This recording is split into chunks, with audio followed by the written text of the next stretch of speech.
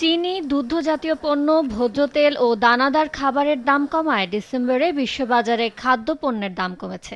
জাতিসংঘের খাদ্য ও কৃষি বিভাগ FAOর মাসভিত্তিক মূল্যসূচক প্রতিবেদনে এ তথ্য উঠে এসেছে। মাস ব্যবধানে এই খাদ্যসূচক 0.5% বেড়ে হয়েছে 127 পয়েন্ট। তবে এটি এখনও 2023 সালের ডিসেম্বরের তুলনায় 6.7% বেশি। অবশ্য পুরো 2024 সালে খাদ্যসূচকের গড় ছিল 122 পয়েন্ট, যা আগের বছরের গড় মূল্যের তুলনায় 2.1% কম। দানাদার খাবার ও চিনির দাম বাড়লেও ভোজ্য তেল, দুগ্ধজাতীয় পণ্য ও মাংসের দাম সেই তুলনায় না বাড়ায় গেল বছর খাদ্যের দাম কমতির দিকে ছিল।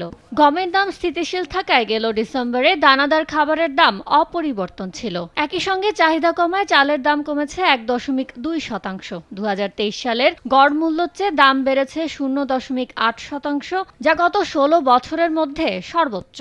চাহিদা কম থাকায় সয়া, সূর্যমুখী তেলের দাম কমে যাওয়ায় বিশ্ববাজারে ভোজ্য তেলের দাম মাস ব্যবধানে 0.5% কমেছে গত ডিসেম্বরে। যদিও বছর ব্যবধানে তা 33.5% বেড়েছে। টানা 3 মাস কমার পর ডিসেম্বরে 4% বেড়েছে মাংসের দাম। আর গেল বছর 2023 সালের তুলনায় মাংসের দাম বেড়েছে 7.1%। একই সঙ্গে টানা 7 মাস কমার পর বৈশ্বিক বাজারে দুগ্ধজাত পণ্যের দাম ডিসেম্বরে বেড়েছে 0.4%।